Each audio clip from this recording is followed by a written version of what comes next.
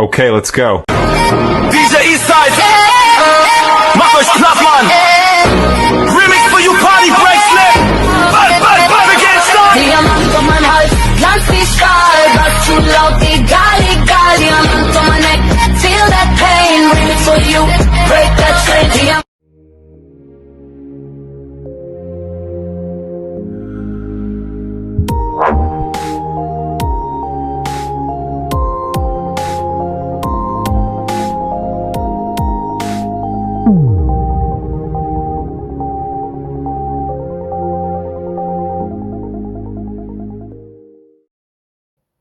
See, this liberal-ass news station, CBS News 24/7, talking about, the Trump administration was targeting the daycares, the Somalian daycare. They wasn't targeting the motherfuckers. They got in trouble because the Doge situation with my boy Elon Musk, he exposed the fraudulent spending, which all administrations exposed the fraudulent spending. Trump just actually executed on it and holding people accountable for their actions, stealing taxpayer-funded, basically stealing taxpayer-funded funds and shit like that. So it's not being targeted. The feds needed to raid these places anyway and hold everyone accountable so they could start looking at fucking Fed time for stealing. They are stealing.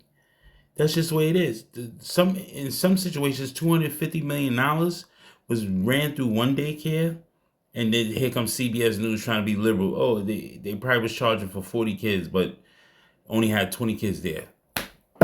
Nigga, did you just not help us solve the case? So if you're charging for 40 children, but only have really 20 children there, the other 20 children are fraudulent, and that's wire fraud on paper because you're using fake names and drop-off names or whatever. You just solved the case yourself, stupid. So obviously they had a right to be there. The fuck are you? This is how you know these liberals, they hate the Trump administration all the way through. Fuck CBS News. Fair use, though. Cares get an FBI raid following the weeks of Minneapolis' Somali immigrant community being the target of the Trump administration, accused of fraud. So let's talk about this. Live to CBS News correspondent Jonah Kaplan, and one hell of a great investigative reporter at that. Jonah, how many daycares, and did the daycares have any children on the inside during any of the raids? Yeah, Reed, good to be back with you. And my beat is very active once again. This is the first major operation, really the first major storyline when it comes to fraud in Minnesota since late last year before Operation Metro Surge. What we know about this activity this morning, it happened before dawn. It started really as early as 6 a.m. local time. So no, there were no students there. We don't know that any staff were present at any of these facilities. And we know 22 search warrants that were exercised this morning and executed at various places, not just, by the way, in Minneapolis proper, but some of the surrounding suburbs as well. And we know from sources they wanted to do this early, get in, get out, partly because of some of the tension that's still simmering from Operation Metro Surge. This had nothing to do with immigration, but we know that there was a large mobilization of citizen activists in Minneapolis ready to whistle, alert anyone of any federal activity. So agents and sources told me they wanted to avoid that as much as possible. Well, and a lot of people could say that this could have been coming. We knew that there was a drill down. We knew that there was investigative eyes on this topic of fraud. What do you think they hope to get on the inside of those facilities? And do you think anybody had the lead time to maybe get any evidence out, if there was evidence to be had in the first place? Well, Reed, this is how it all starts, right? Even if we go back 4 or 5 years ago to when the first investigations were underway into Feeding Our Future, and you see these scenes right now, there were about 70 defendants who basically milked for lack of a better word, and drained a federal nutrition program, a social service meant to give money to meals to underprivileged kids. And they basically frauded that program out of $250 million. It started with a search warrant. It started with collecting documents, and it started with collecting computers.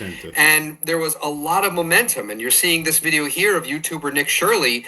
He basically went, for better or worse, to try and expose what he said was the next big fraud, which was in daycares.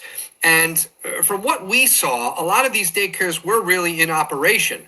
There were kids at these places. They were visited by state inspectors. That doesn't mean, though, that fraud did not take place. Maybe they had 20 kids, but they charged for 40 kids. Who knows what their business practices just were? helped the case But the out, point is, stupid. today they went in, not making any arrests. Prediction Ascension, love me and hate me. There's no in between. So check it out, right? This motherfucker on CBA, they charge for 20 kids, but not 40 kids. Look here, bro. You just told on the whole operation. You helped us out in the long run. But second of all, this is what they do for fraud.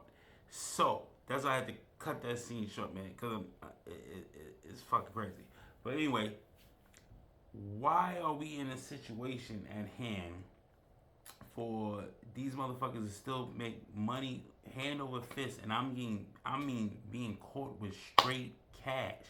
They said they was flying through the airport back to Somalia with cash. Lamar Oman, the representative for Minnesota, with Tim Waltz, you talking about $10 billion in fraud? Then turn around, she's worth like maybe $9 to $10 million now, and she came in with a net worth of only $100 grand when she's been getting kickbacks too. That's the crazy shit. Apparently, it's alleged that in documents that she married her brother, so he could get U.S. citizenship. It's disgusting and it's egregious all the way through. So don't say they're targets of the Trump administration. They're not the targets of the Trump administration. They're the targets of morale.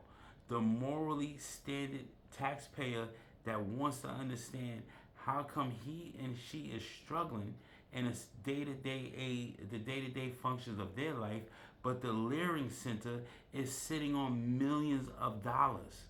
It's not a fair situation.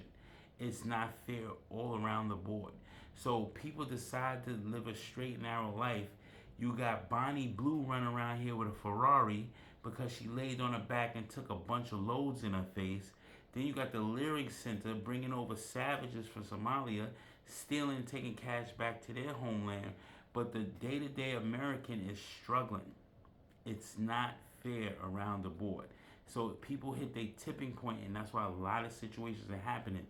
Fights in supermarkets, murders of spouses, things of that nature, because the bills is piling up and there's no relief ahead because the fraud continues.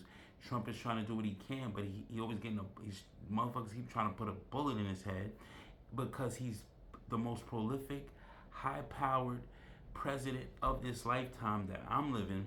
He's going to be talked about for ages because he's doing the right thing. When you're doing the right thing, they target you. It's a fact. That's why they keep coming after Trump. It's MAGA forever, bitch.